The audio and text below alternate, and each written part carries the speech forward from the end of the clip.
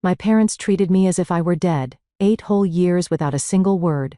But when I appeared on Forbes, my mom immediately texted, "Family Christmas party at 6:30. We have something important to discuss."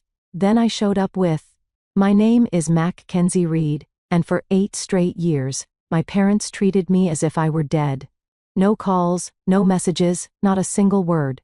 Then one morning my name appeared all over Forbes, and just a few hours later my phone lit up. A text from my mother, the first text in 8 years. Christmas Eve dinner at 6:30. Family only important discussion. I read it twice, and it felt like an old scar ripped open. I knew exactly what important discussion meant. It had always meant the same thing. So I replied, "I'll be there." And that night, I walked through their front door carrying the one gift my mother, who had buried me 8 years ago, never saw coming. If this story makes your blood boil, or if your family has ever turned their back on you just because you chose your own path, comment the city you're watching from and hit subscribe right now, because the next part is where the real drama begins. 8 years ago, I walked out that front door with one suitcase in the pouring November rain. I was 19, and had just told my father, Anthony Reed, that I was dropping out of Northwestern to move to California and build a fintech startup. He exploded. He shoved his chair back so hard it hit the floor, slammed both hands on the dining table, and shouted loud enough for the whole block to hear, "From tonight forward, Mackenzie Reed is dead. To the Reed family, dead. Do you all hear me?" My mother, Joyce, never looked up from her plate. She just pressed her lips together and kept pushing peas around with her fork. My younger brother Drake, 17, and glued to his phone, even then, let out a short mocking laugh and said, "Good. One less person stealing the Wi-Fi." Aunt Valerie, Dad's younger sister, and the real day-to-day boss of Reed & Sons, leaned back in her chair, folded her arms, and delivered the final twist of the knife. "Don't come crawling back when that little fantasy of yours blows up in your face. You've just burned every bridge to your inheritance." I stood there, soaked coat half on, waiting for someone to say, "Wait, stop. She's still our daughter, our sister, our granddaughter." The room stayed silent except for the rain hammering the windows. Then I felt a gentle tug on my sleeve. Grandma Eleanor pulled me into the hallway away from the table, pressed 5 crisp $100 bills into my hand, and slipped a small folded note into my coat pocket with her phone number written in blue ink. She cupped my face for a second, looked me dead in the eyes, and whispered, "Go make them eat those words, baby." That was the last sentence anyone in that house said to my face for the next 8 years. I took the red line downtown, bought the cheapest Amtrak ticket I could find to the Bay Area, and boarded the California Zephyr with nothing but the suitcase, the $500, and a dead phone. 52 hours later, I stepped off in Emmyville with $41 left. The first 12 months were pure survival.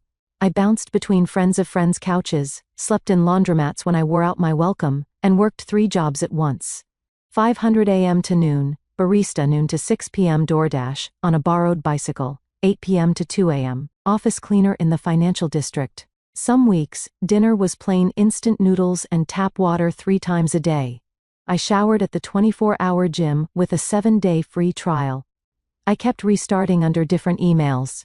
I learned to code from free library computers because I couldn't afford Wi-Fi. I lived in a 180-square-foot room with 5 other people.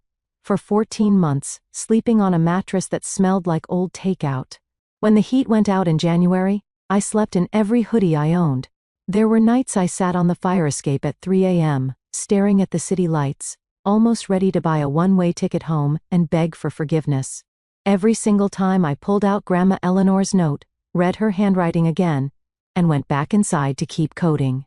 I built the first version of the app on a cracked 2015 MacBook I bought off Craigslist.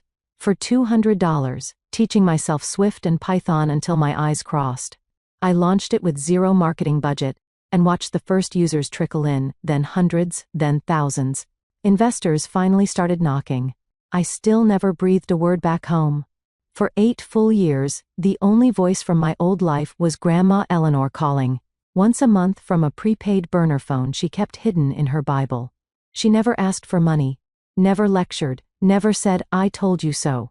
She just listened, told me she was proud, and hung up before the minutes ran out. That was it. That was all the family I had left. That morning, I was staring out my window at the San Francisco Bay when the Forbes article dropped. I opened the link out of reflex. My name sat at the very top of the 30 under 30 finance list in thick black letters. The piece called me the dropout who built an empire out of spite and code. It stated plain as day that the company I started on a broken laptop in a cramped rooming house had just closed its latest round at a valuation of exactly $128 million. I dropped into the leather chair, phone still glowing in my hand, waiting for the wave of triumph I'd imagined for years. Nothing came. The apartment was dead quiet except for the low hum of the refrigerator and the distant wail of a foghorn. There was no one to call, no one to scream to, no one to say, "Look, I did it." 8 years of total silence had made certain of that. Then the screen lit up again. Not a VC, not a reporter, a number I had deleted and rememorate words after 8 years. I read them until the letters blurred. My pulse slowed to a cold, steady thud. I knew that phrase by heart. In Reed family code, important discussion had always meant one thing. Somebody needed cash. I stood up and walked to the glass wall overlooking the water. 9 months earlier, Grandma Eleanor had called late at night from her burner. Her voice was soft, almost apologetic. She told me Reed and Sons had overexpanded, interest rates had spiked, and the banks were done waiting. Total debt, $14.2 million secured against every store, the house, even Dad's 401k. She didn't ask me to fix it. She never would. She just said, "I thought you deserved to know before it hits the papers." That same night, I set up a Delaware LLC, nested it inside 2 more holding companies, and began buying the paper quietly, patiently, one tunch at a time. By the time the Forbes reporter sat across from me in this very living room, asking about my rags to riches story, I already owned every lien, every note, every default notice. They never suspected the buyer was the daughter they'd buried. I looked down at the city lights shimmering on the water, and felt something shift inside my chest, cold and final. I opened the airline app and booked the last non-stop to Chicago departing that evening. While the ticket loaded, I dialed the only number I'd never blocked. Grandma Eleanor answered on the first ring. "It's live," I said. "I saw it an hour ago," she replied, pride cracking in her voice. "You did it, Mackenzie." A beat of silence. "Your mother just invited me to Christmas Eve dinner, too. First time in years." I closed my eyes. "I'm coming." She exhaled slowly. "Be careful what you bring through that door, baby girl." "I've been careful for 9 months," I told her. "Tonight, I stop." I packed one overnight bag, black dress heels, and the slim leather folder I kept in the safe. At SFO, I upgraded the rental to a black Mercedes GLE because I wanted them to see it pull up. As the plane banked east over the bay, I turned my phone face down and let the last 8 years settle like lid in my stomach. We touched down at O'Hare just after sunset. I switched off airplane mode. A second text from Mom appeared instantly like she'd been hovering. "Can't wait to see you. We have so much to catch up on." I didn't answer. I took the keys to the Mercedes, slid behind the wheel, and pointed it toward the suburbs I once fled with one suitcase and $500 to my name. This time, I wasn't running away. This time I was coming home to collect. Christmas Eve, I drove through snow-covered streets into Oak Brook. The black Mercedes glided over fresh powder headlights, cutting through swirling flakes as I turned into the familiar cul-de-sac. The house loomed ahead, wrapped in layer upon layer of white LED lights that made it look like a department store window trying to sell the idea of family. Through the massive front window glowed a 15-foot Fraser fir, drowning in gold and crimson. Ornaments, exactly the same color scheme they had used every year since I was 12. I parked behind Dad's aging Lexus, killed the engine, and let the silence ring for a long moment. Then I stepped out into the cold. Mom flung the door open before I hit the top step. Joyce wore the red velvet dress she only brought out for Christmas Eve, pearls clasped tight like armor. She pulled me into a quick brittle hug that smelled of Chanel No. 5 and nerves. "Mackenzie, you're here," she sang, voice pitched half an octave higher than normal. Dad appeared right behind her in his holiday blazer. Hair thinner, belly softer. Anthony offered the classic man pat on the back. 2 firm taps. No real contact. "Long time, huh?" he said. eyes already sliding past me to the Mercedes gleaming under the streetlight. Drake slouched in from the den, hoodie half-zipped, phone lighting his face blue. He flicked his gaze up, registered me, gave a lazy chin lift. "Yo," he muttered, then went straight back to whatever was more interesting on his screen. Aunt Valerie stood by the roaring fireplace, champagne flute dangling from manicured fingers, black sequins catching every flame. She ran her eyes over my coat. My boots lingered on the Hermes Kelly hanging from my arm like she was pricing it in her head. "Well, well," she drawled. "Look what the cat dragged in. Nice bag." I opened my mouth to reply when two small strong arms circled my waist from the side. Grandma Eleanor pressed against me, lavender soap and vanilla and everything safe. She held on longer than decorum allowed, then pulled back just far enough to whisper against my ear. "You did it, kid. Every damn thing they said you couldn't." My eyes stung for half a second. The foyer turned into a parade of forced cheer. Coats were taken. Drinks offered, compliments fired like bullets. Dad steered me through the archway into the living room, narrating updates like a real estate agent. New hardwood, new chandelier, new 75-in television mounted where the old family photos used to hang. We moved through the ritual. Mom asked about the flight, the weather in California, whether I'd tried the new sourdough place in the Mission. Dad wanted to know if Silicon Valley was still insane and if Tesla stock was really going to the moon. Drake, without looking up, asked if tech people actually worked or just played ping pong all day. Valerie kept circling, dropping little barbs disguised as jokes. "Must be nice to have investors throwing money at you, and some girls get all the luck, don't they?" I answered politely, smiled on cue, and watched them watch me. Every question carried a scale. Every laugh was weighed against how much I might be worth now. Grandma Eleanor stayed within arm's reach, topping off my sparkling water when one noticed slipping her hand over mine whenever Valerie's smile turned razor sharp. She never asked me a single question in front of them. She already knew every answer. Eventually, Mom clapped her hands. "Dinner's ready." We migrated to the formal dining room. The table could seat 14, but was set for 7 gold-rimmed plates. Crystal wine glasses, the same red and gold runners that had been in the family since the 8s. My place card, calligraphy perfect, sat at the far end opposite Dad, the same powerless seat I'd been assigned as a teenager. We took our chairs. A hired server appeared with the first course, roasted pear salad, candied walnuts. Balsamic reduction arranged like modern art. Conversations stayed safely shallow. How pretty the neighborhood looked this year. How the snow was perfect for photos. How Aunt Valerie had found the most darling new decorator. Second course arrived. Honey glazed ham, sliced thin garlic, mashed potatoes whipped to clouds. Haricots verts with slivered almonds, the exact menu Mom had served every Christmas I could remember. Valerie held court, complaining about impossible supply chain issues and unfair online competitors killing brick and mortar. Dad nodded solemnly, refilling glasses, making sure everyone stayed loose. By the time the plates were whisked away, the performance was polished to a shine. They laughed a little too hard at each other's jokes, passed the rolls a little too often. Made sure I felt welcomed, missed, almost loved. I folded my napkin, placed it beside my plate, and waited for the curtain to rise on the real reason I was here. When the last slice of ham hit the table, my father set his wineglass down, with a hard clink that sliced straight through the fake holiday cheer. The hired server disappeared. The soft piano version of "Oh Holy Night" suddenly sounded ridiculous. Dad straightened his shoulders, folded his hands like he was about to give a boardroom presentation, and looked straight at me. "Reed and Sons is on the edge of losing everything," he began, voice low and rehearsed. Aunt Valerie picked up the baton without missing a beat. "We got greedy after company, everyone was spending. We opened 4 new locations in 18 months. Then interest rates doubled, supply costs went through the roof, and the online giants crushed foot traffic. The banks issued final default notices last Thursday. Miss one more payment, and they start seizing stores' inventory, this house, everything." Mom let out a perfectly timed soba, pressing her napkin to the corners of her dry eyes.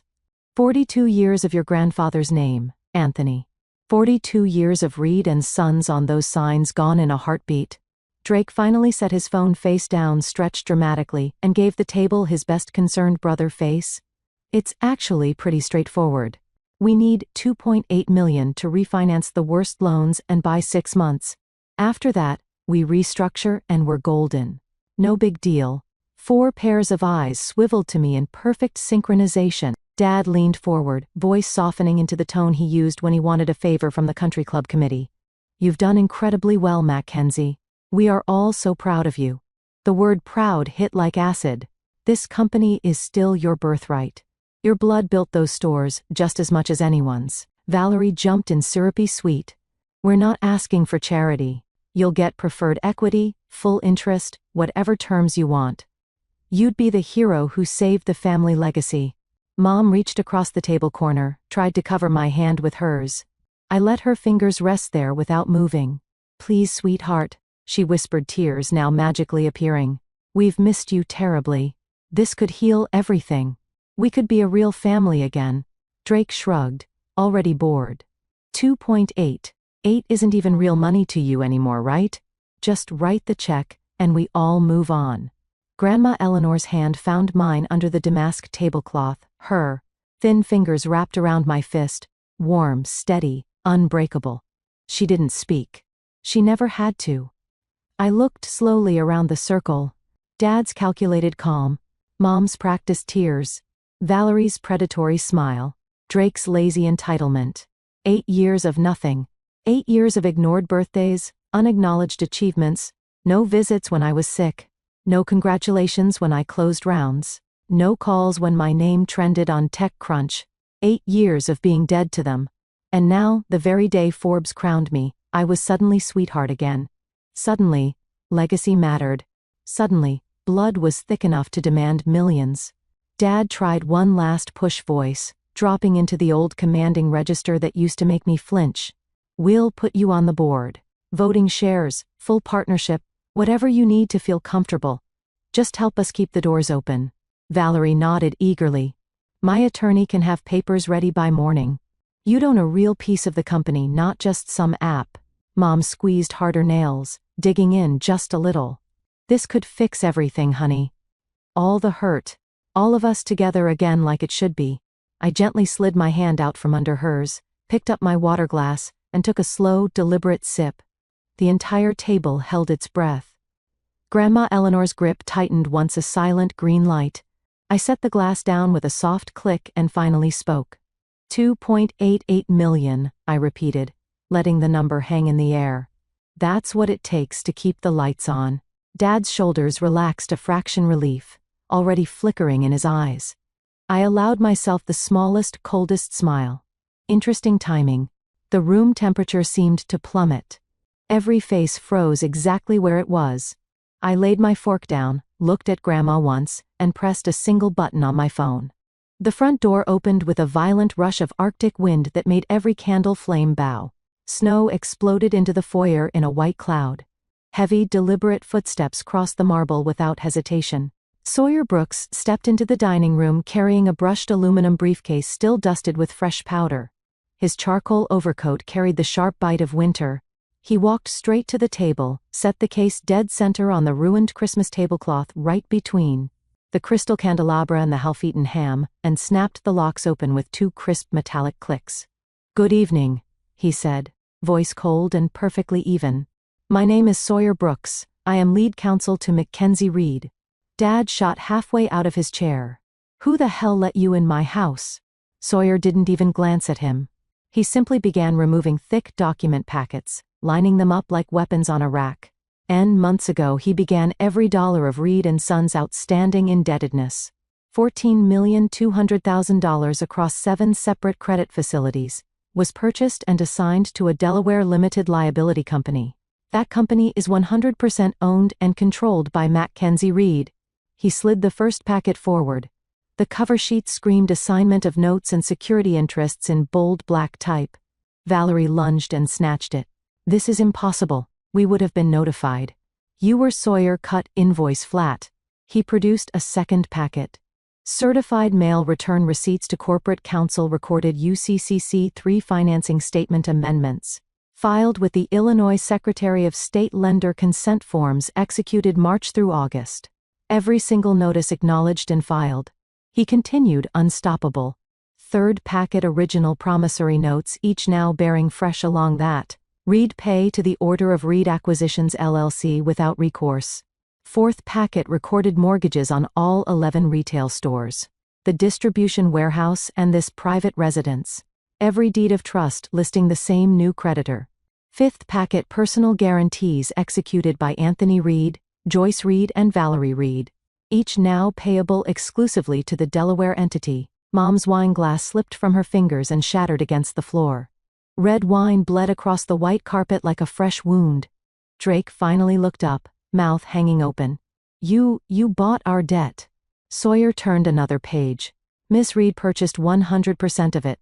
Every lien, every default clause, every remedy. Dad's face turned purple. He slammed both palms on the table so hard the plates jumped and silverware flew. "This is blackmail." "No," Sir Sawyer replied almost kindly.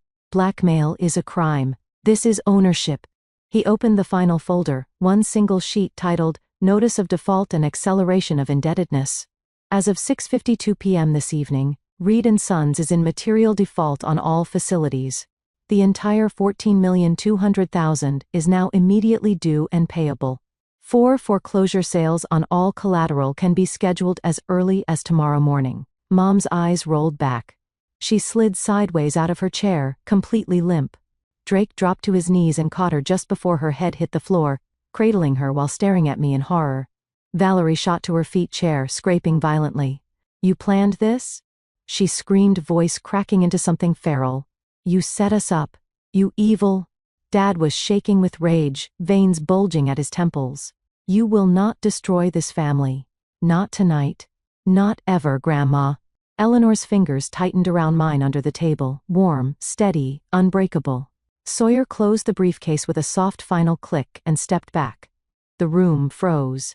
The only sounds were Mom's shallow breathing on the floor and the wind howling outside. I let the silence stretch until it became unbearable. Then I spoke low, calm, and perfectly clear. "Now you know who holds the future of Reed & Sons."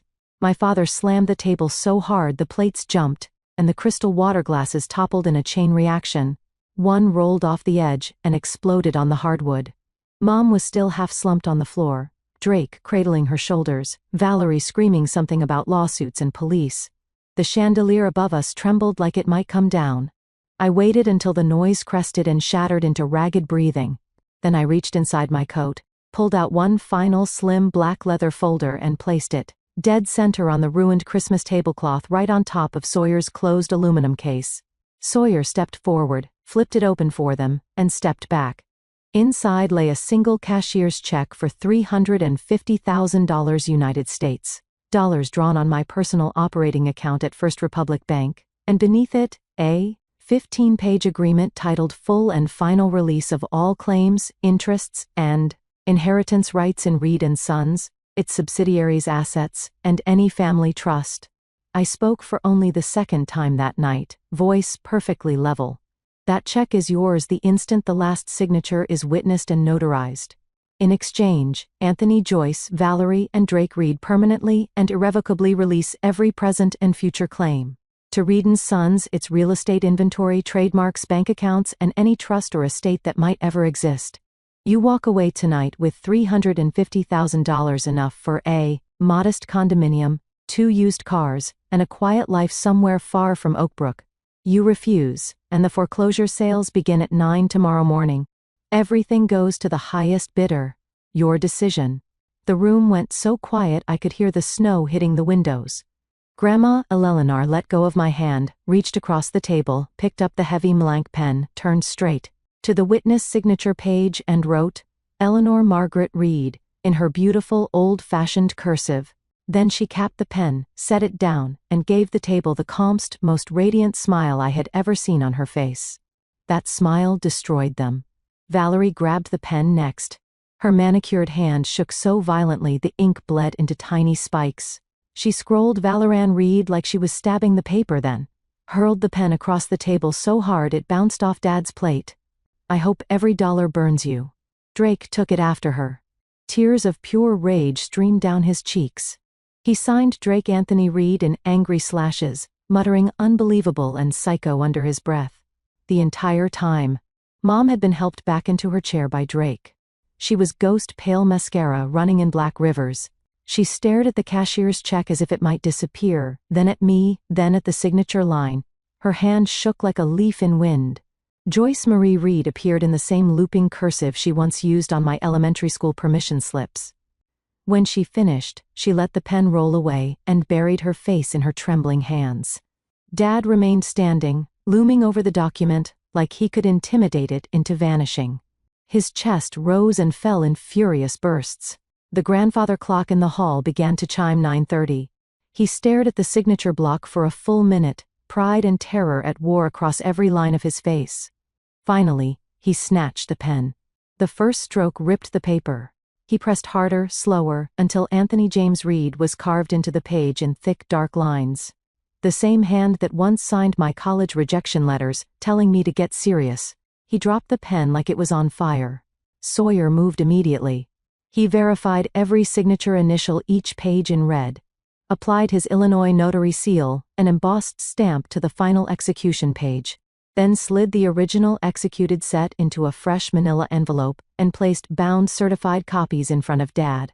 "The cashier's check is valid and negotiable tonight," he said. "The debt has been marked paid and satisfied in full as of 9:32 p.m. All foreclosure proceedings are permanently terminated. You may deposit the funds immediately."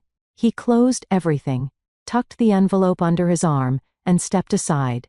The dining room was silent except for Mom's broken, hiccuping sobs and the soft tick of cooling wax from the candles. I rose from my chair. Grandma Eleanor stood with me, linking her arm through mine without hesitation. I looked at each of them one last time. Dad stared at the table, shoulders collapsed. Valerie's hands were clenched so tight her knuckles were white. Drake held Mom while she cried into his soaked hoodie. Grandma's grip was warm, proud, unbreakable. I spoke once more softly, clearly for the final time that night.